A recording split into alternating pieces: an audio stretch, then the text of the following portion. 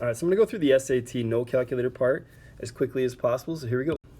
So first question says, if x minus 1 over 3 equals k and k equals 3, what's the value of x? So these, as the test progresses, it goes easy to hard. So k equals 3, I'm going to substitute 3 where I see k. I'm going to multiply both sides to solve for x. So x minus 1 equals 9. Add 1 to both sides, x is 10. All right, moving on to number 2. For I equals root negative 1. Again, now that's just a fact that you should know at this point, that the square root of negative 1 is a complex number called I. In this case, I'm just adding like terms, really. It's really nothing crazy. That whole thing I just highlighted is probably there just to sort of confuse you a little bit, right? So then I take 3i plus 9i, and that's 12i. So this gives me negative 1 plus 12i gives me a. All right, moving along. Number 3, on Saturday afternoon, Armand sent M text messages each hour for 5 hours, and Tyrone sent P text messages each hour for 4 hours. Which of the following represents the total number of messages sent by Armand and Tyrone on Saturday afternoon? So if we kind of break this down, Armand sent an M text messages each for 5 hours. So that's 5 times M. Tyrone sent P text messages for 4 hours. So the total sum of all text messages they sent would be the sum of Armand plus Tyrone, which is 5M plus 4P. So that's what I would have for that. Number 4, Kathy is a repair technician for a phone company. Each week she receives a batch of phones that need repairs. The number of phones she has left to fix at the end of the day can be estimated with this equation. So I'm going to highlight that just to kind of know I'm probably going to need that, where P is the number of phones left and D is the number of days she has worked. What is the meaning of the 108 in this problem, right? So let's break this down again. Again, this one is just reading comprehension, really. It's not even a math question. So it says the number of phones she has left to fix at the end of each day can be left by this. So she has basically 108 phones at the start of the week. So it's in terms of what that 108 means. If she can fix 23 a day, 108 is the number that she has to start, right? So B would be the one that represents 108 properly. All right, back to the next question. So this is a straight math question. I'm going to combine like terms. So in this case, I'm going to use my highlighter, and I'm going to see x squared y's. There we go. I'm going to use my y squareds. There I go. And I'm going to use my xy squareds. There I go. So I'm going to combine the yellows together. So x squared y minus negative x squared y is 2x squared y. So that's those. If you want to distribute the negative and kind of take that into consideration, that's fine, but I'm just going to distribute it as I combine. You know, if you can do that, if you need to distribute it first, that's fine. Looking at this one again, negative 3y squared minus negative 3y squared, so that's negative 3y squared plus 3y squared. That's going to give me 0, right? So I'm not even going to add those together. And then 5xy squared minus 3x, so minus 3xy squared is going to be 2xy squared. So I got 2x squared y plus 2xy squared, so that would be C. Moving on, they start off with an equation h equals 3a plus 28.6. The pediatrician used the model above to estimate the height of a boy in inches in terms of the boy's age in years between ages 2 and 5. Based on the model, what's the estimated increase in inches of a boy's height each year? So this is just, again, reading comprehension, understanding math question. This is a slope-intercept form of an equation. So I'm looking at what is that? The rate of change again. So basically this is saying at age 2, kids are about 28.6 inches, right? And then every year they increase 3 inches. So the rate of change, the slope of this essentially is going to be that 3. So A is the answer to C. 6. Number 7. Oh my gosh, look how big this question is. So these questions, when they have this much writing, a lot of times students just kind of like quit. But this one's not that bad.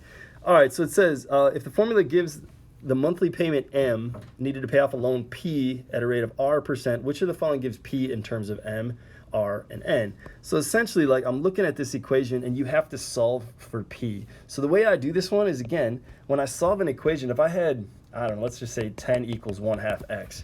One way I could do this is by multiplying both sides by the reciprocal to cancel out the fraction, and that'll get me the variable all by itself. Well, that's exactly the same idea that I'm going to apply to this problem, except I'm going to multiply by the reciprocal of that whole big weird thing. So I'm looking for the answer that is M times the reciprocal of that whole big crazy thing, right? So let's look at it. So nope, first one is just the same. The next one looks like the reciprocal. So B, if I had to guess, I'm not guessing, but if I'm going to say the answer, B would be the answer because it's that M times the reciprocal. All right, moving on. All right, so continuing on, this next question is a classic SAT question where you're not gonna be able to find A and B, which is confusing to some students, but I can use information that I know to find what A and B equal in terms of each other in order to find the answer. So if I do this and I multiply both sides by B, I get A equals 2B.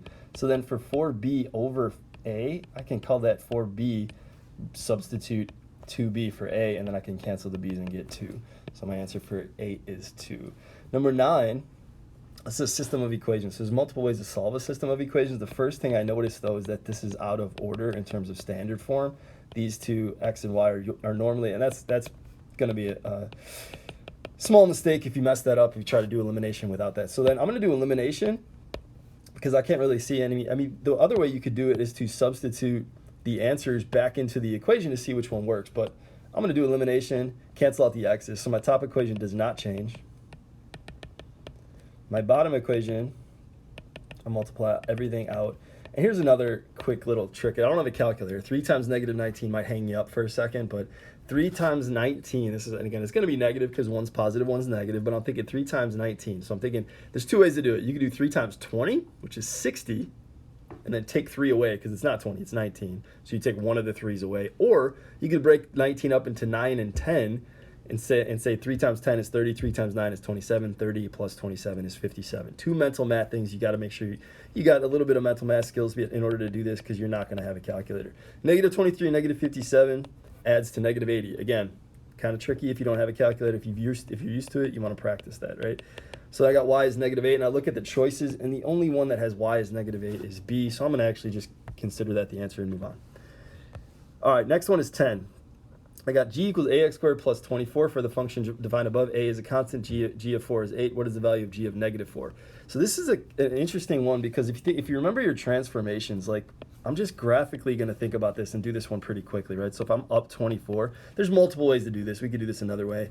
But if I'm up 24, this graph doesn't shift left and right at all, right? So when it shifts up 24 from 0, right? You remember your parent function x squared just starts at 0, 0.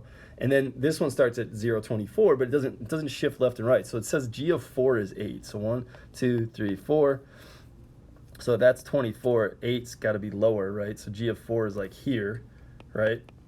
And since I know it's a parabola, I know that g of negative 4, the thing they asked me for, has got to also be at 8 because it's symmetrical and it didn't shift left and right at all. So this is negative 4, 8. And that's one of the easy ways to think about it. You could go through all the steps where you could find A. I think if you do that, A equals negative 1. But if you do that and you could plug in negative 4, but you're going to get 8 that way as well. All right, on to the next one. All right, number 11. You got B equals 2.35 plus 0.25x. C equals 1.75 plus 0.4x. So this is one, again, not a calculator. You might be like, ooh, this is kind of tricky. So now what I'm thinking, I said the equations B and C represent the price per pound in dollars of beef and chicken, respectively, X weeks after July 1st during last summer, right? So what was the price per pound of beef when it was equal to the price per pound of chicken? So this is a question that's going to ask you basically when are they equal, how many weeks, but it didn't ask you when, right? It's not going to say like 10. It says what was the price per pound of beef at that point. So the way you do this again is just set these two equations equal to each other, because you're seeing when is B equals C basically, and that's the setup. So again, this one is a tricky one without a calculator because you might get that hesitation with these decimals, but if you practice a little bit, you know, working with decimals is not that much different than working with whole numbers. Just got to keep that decimal place in line. So I cancel out these. I get subtract 0.25x from both sides, subtract 1.75 from both sides. So on the right side of my equation, 0.4 minus 0.25 is 0.15x. And then I got 2.35 minus 1.75. So now I'm just thinking, okay, that's kind of, I got to do a calculator. So that's going to be 0.6. And I know you're like, how did you do that? Well, 5 minus 5 is 0. You carry the 1. 13 minus 7 is 6. So either way, and then you keep the decimal place in the same spot. But 0.6 equals 0.15x divided by 0.15. And again, very similar to whole numbers. 60 divided by 15 is just 4. So that's not the answer, though. That's the weeks it's going to take for them to be the same. When is the price of beef Or what is the price of beef when that happens? So 2.35 plus 0.25 times 4. Easy, 4 quarters in a dollar. So that's 2.35 plus 1. So that's 3.35D. All right. Last one on this page, number 12. And again, rolling along here.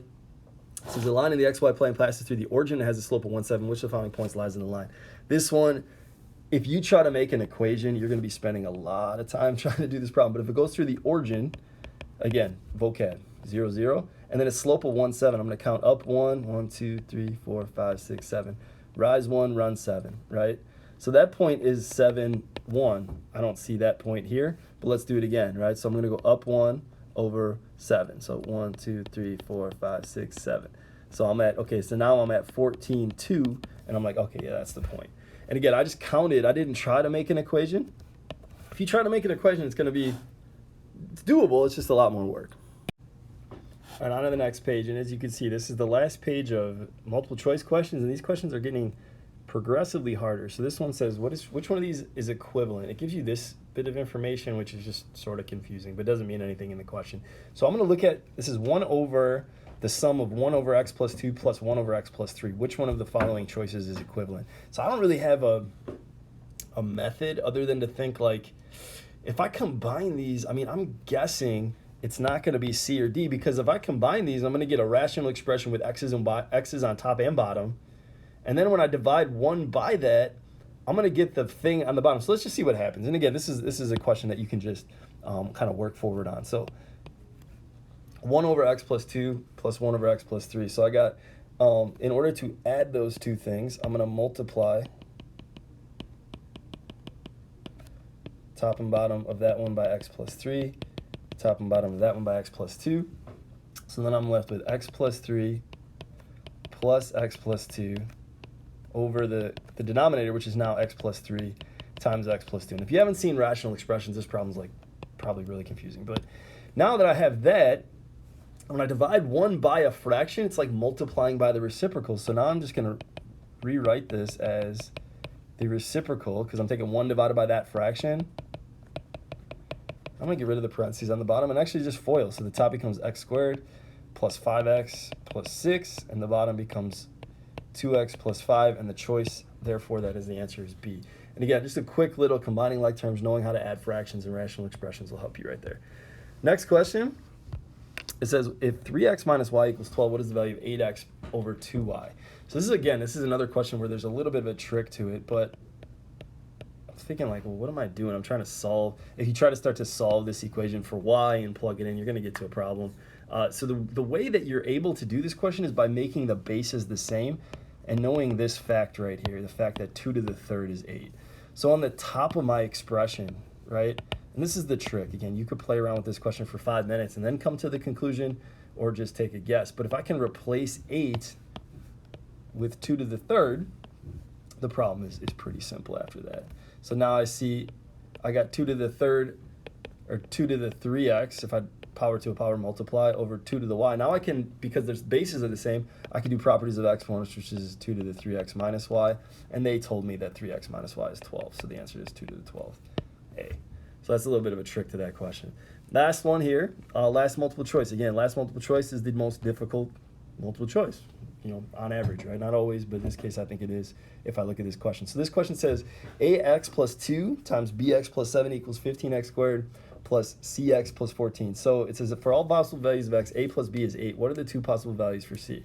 So let's break this down. So I got ax plus 2 times bx plus 7. And I'm going to FOIL this by multiplying the first, outer, inner, and last. So ax times bx is ax to the abx squared plus 7ax plus 2bx plus 14, right?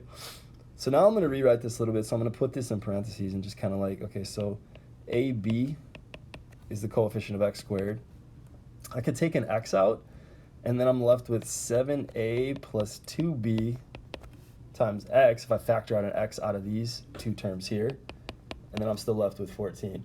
So the key to this problem is 2 bits of information, because now if I just kind of translate this down, I know this is 15x squared plus cx plus 14, right?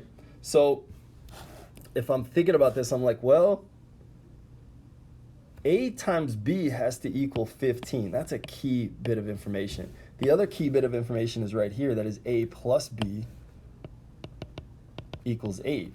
So if A times B equals 15 and A plus B equals 8, A and B got to be 3 and 5. That's the only way to do this. So A equals 3 and B equals 5, right? Not really sure which one is which at this point, but one of them is 3, one of them is 5.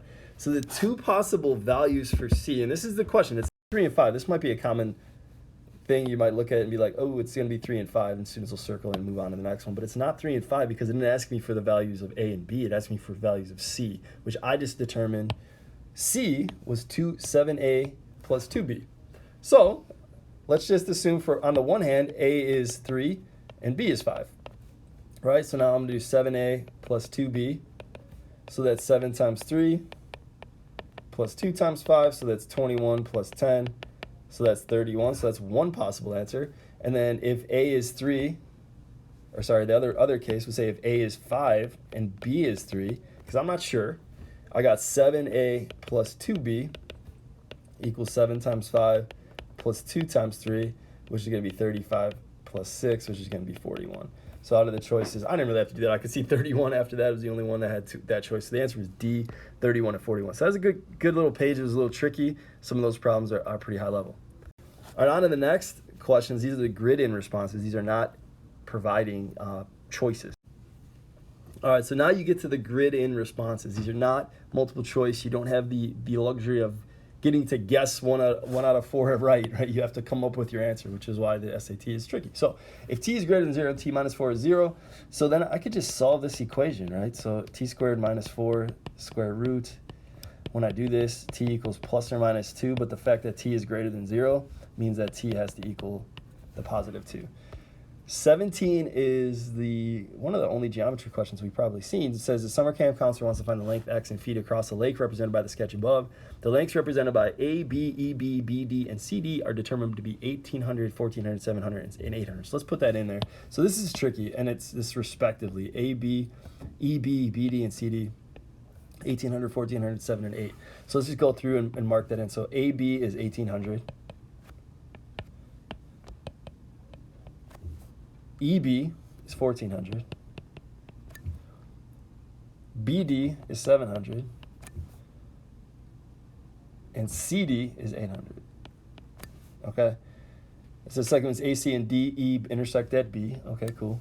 And then angle AEB and CDB have the same measure. They mark that up for us, okay? I also know vertical angles are congruent. So these triangles are similar triangles by, if you remember, angle similarity postulate. If you don't, it's okay, but they are similar. You're going to use a proportion. So what you notice right away is that these two sides correspond, and I know they correspond because they're between the same pair of congruent angles, right? They're between that 1 and the 2, like the vertical angles, and then the other one that are congruent. So what that tells you then is the ratio of these similar triangles. Again, similar means same shape, different sizes, is 2 to 1. The bigger triangle is twice as big. So right away, I'm like, x has got to be 1,600. I could go through the setup and solve this and say like, oh yeah, okay, so x corresponds to 800, just like 1,400 corresponds to 700, and solve the problem. But I can see already that x is going to be 1,600. All right, moving on. Next question is the system of equations. What's the value of x? So let's do this one so that we can find x straight away. Well, that means eliminate y. So if I'm going to rewrite this down here just so I can work with it a little bit more openly instead of trying to work on the numbers up there. But I want to eliminate y so that I can find x, right? If I eliminate x, I'm going to have to do an extra step. So I'm going to do this again to save myself some time. So negative 2x minus 2y equals 18. X plus 2y equals negative 25. I'm set up. I can take negative 2x plus x is negative x. 18 plus negative 25 is negative 7. X is 7. So my answer is straight away found x by eliminating y. If you eliminated x, you could just plug your answer for y in so you can find x. Number 19, it says in a right triangle, one angle measures x where sine x is 4 over 5. What is the cosine of 90 minus x? So this is kind of if you don't know this rule, let's draw the triangle because I don't want to just say you need to know a rule. So if I take x degrees and the sine is 4 over 5, right? Pythagorean theorem says this is going to be 3, right? So now the question is, what's the cosine of 90 minus x?